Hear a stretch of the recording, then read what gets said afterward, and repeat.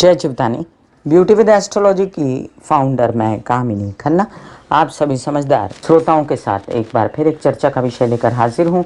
सूर्य ज्येष्ठा नक्षत्र में 2 दिसंबर 2022 को प्रवेश कर रहे हैं, जहाँ पर वो विचरेंगे 16 दिसंबर 2022 तक। आइए चर्चा को मैं आगे बढ़ाऊं। सबसे पहले आप सबसे नम्र निवेदन कर दूं कि सब्सक्राइब कीजिए मेरा ये यूट्यूब चैनल YouTube/ब्यूटी विद एस्ट्रोलॉजी। जब आप सब्सक्राइब करेंगे तो पॉपअप होकर ऊपर बेल बटन आएगा और उसे क्लिक करते ही मेरे चैनल की सभी जानकारियां आप तक सबसे पहले पहुंचती रहेंगी। मैं जो राशिफल बताती हूँ वो लग्न के अनुसार है और जिन लोगों को कंसल्टेंसी चाहिए उनके लिए मैंने व्हाट्सएप नंबर दिया हुआ है। चलिए आइए जानते हैं कि सूर्य क्या है। सूर्य अपने आप में आत्मा का कारक, तेज पुंज, एक प्रकार से पूरी सृष्टि का दाता और साथ में सभी ग्रहों का राजा। सभी ग्रह इसके आले दुआले घूमते हैं। सूर्य के तेज के आगे सबके तेज फीके हैं। सूर्य जिस ग्रह के साथ आता है उस ग्रह को अस्त कर देता है और यही कारण है कि सूर्य जो है अपने आप में राजा भी कहलाते हैं। जो भी ग्रह इनके नज़दीक आता है वो फीका पड़ जाता है और सूर्य जो है आपकी बॉडी में इनका निवास होता है। हड्डी, स्कल, दांत, आँखें, स्पाइन, आपके आत्म बल, स्वाभिमान, अभिमान, आपकी शूरवीरता, आपके अंदर का घमंड, आपके अंदर वैसे क्रूरता का भी निवास सूर्य के कारण ही होता है। और आप ये समझ लीजिए कि सूर्य जो है नौकरियों का कारक, ओहदों का कारक, हर प्रकार से प्रतिष्ठा का कारक और आपके किस लेवल पर आप पहुँचेंगे ये भी दर्शाता है। पिता का भी कारक होता है सूर्य और आपकी जो आत्मा है उसका भी कारक होता है सूर्य। तो प्रकाश का ये तेजोपुंज जो है ये ज्येष्ठा नक्षत्र में प्रवेश कर रहा है। अब ज्येष्ठा नक्षत्र 18वां नक्षत्र है नक्षत्र मालिका में और इसके स्वामी होते हैं बुध और इसके देवता होते हैं इंद्र। इसका चिन्ह है छतरी और छतरी जो है ये 2 प्रकार से काम आती है। एक तो बारिशों में आपको बचाने के लिए, धूप से बचाने के लिए। तो ज्येष्ठा का भी तो मतलब संस्कृत के हिसाब से ज्येष्ठ यानी कि जो सबसे बड़ा होता है घर में, तो नक्षत्रों में भी इससे बड़ा नक्षत्र माना जाता है और वैसे इसके लिए गंडमूल की भी पूजा कराई जाती है। और ज्येष्ठा नक्षत्र जो है अपने आप में सबको छाया देने वाला ऐसा व्यक्तिमत्व होता है। सबको अच्छे से छतरी की तरह जो संभालने वाला, अपनी छाया के नीचे पनपाने वाला ये ज्येष्ठा नक्षत्र हो सकता है, सबकी केयर करने वाला।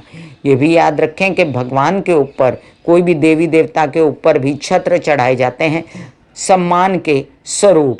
तो ये रक्षा कवच हैं और साथ में सुख और वैभव का कारण भी है क्योंकि बुध इसके स्वामी हैं और बुध जो हैं व्यवसाय से, उन्नति से, हरियाली से सुख लाते हैं समाज में। ऐसे में बुध जो है वो सूर्य के परम मित्र हैं और सूर्य और बुध मिलकर बुधादित्य योग बनाते हैं। तो जब ज्येष्ठा नक्षत्र में सूर्य आते हैं तो एक प्रकार का बुधादित्य योग भी बन जाता है। आइए अब हम ये जान लें कि जिन लोगों को कारक नहीं है बुध, उन लोगों के लिए उनको क्या करना है और सूर्य भी कारक नहीं है उन लोगों के लिए उनको क्या करना चाहिए। जिन लोगों के लिए सूर्य कारक नहीं है, याद रखिए सूर्य वैसे तो आत्मा का दाता होता है, इसलिए उसको किसी प्रकार से भी अकारक हम मान नहीं सकते। लेकिन अगर आपकी कोई ऐसी राशि हो जैसे कुंभ राशि या मकर राशि, तो ऐसी स्थिति में सूर्य को जल चढ़ाना वर्जित मैं मानती हूँ। और मुझे ऐसा लगता है कि ऐसे राशि वालों को, लग्न वालों को जो शुक्र के लग्न हो जैसे वृषभ और तुला, मकर और कुंभ, जिन लोगों के लिए सूर्य वर्जित हैं उन लोगों के लिए आपको मैं बता दूं कि जब सूर्य ज्येष्ठा नक्षत्र में बली हो जाएंगे तो आप ओम महालक्ष्मी नमः के जाप या दुर्गा माँ की आराधना कर सकते हैं। ऐसे में जिन लोगों को ज्येष्ठा नक्षत्र कारक नहीं है यानी कि बुध कारक नहीं है, उन लोगों के लिए जैसे मेष राशि या वृश्चिक राशि या हम बात करेंगे धनु राशि या हम बात कर सकते हैं मीन राशि के विषय में भी, तो ऐसे लोगों के लिए आपको क्या करना चाहिए, गणेश जी की आराधना मंगलवार को करनी चाहिए। चलिए ये थी उपायों की बात। मेष से लेकर मीन राशि पर संक्षेप में जानेंगे क्या प्रभाव पड़ रहा है सूर्य के ज्येष्ठा नक्षत्र में प्रवेश करने का। मेष राशि, सूर्य आपके पंचम भाव के स्वामी हैं और इन दिनों विचर रहे हैं वृश्चिक राशि में। आगे चले जाएंगे 16 तारीख को धनु राशि में, तब वो मूल नक्षत्र में जाएंगे। तब तक आपके अष्टम भाव पर हैं, तो याद रखिए कंफर्टेबल सिचुएशन में आ जाएंगे। अब बुद्धिमानी से आप काम करेंगे, बच्चों की उन्नति और तबीयत दोनों ही होगी ठीक। और आप कुछ जो चाह रहे थे अपने जीवन में व्यवसाय से रिलेटेड काम, वो भी बनते नजर आते हैं। मित्रों से फिर से सहयोग शुरू होगा।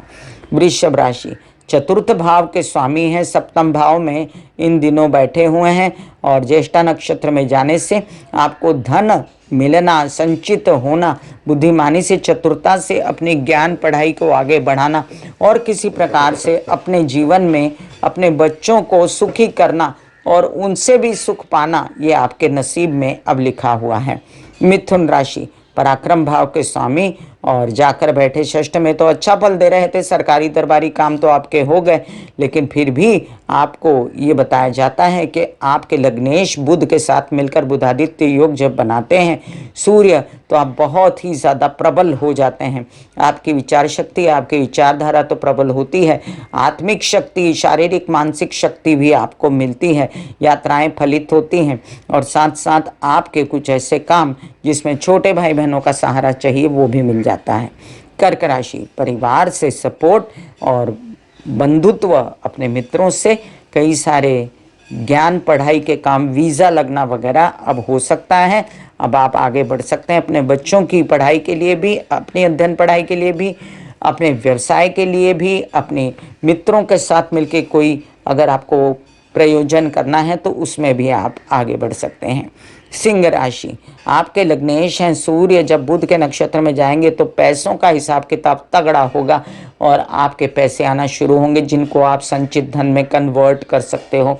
याद रखें कि आपके ये संचित धन आपको बहुत आनंद देने वाले हैं, क्योंकि आपके इन दिनों बुध की स्थिति और सूर्य की स्थिति दोनों अच्छी होने वाली है। इसी महीने में आप आनंद पाएंगे इस कंडीशन का। तो आप अपने परिवार से पाइए सपोर्ट, विवाद केसेस से पाइए मुक्ति और ताया चाचा या बड़े भाई बहनों से आपको सहारा मिलेगा।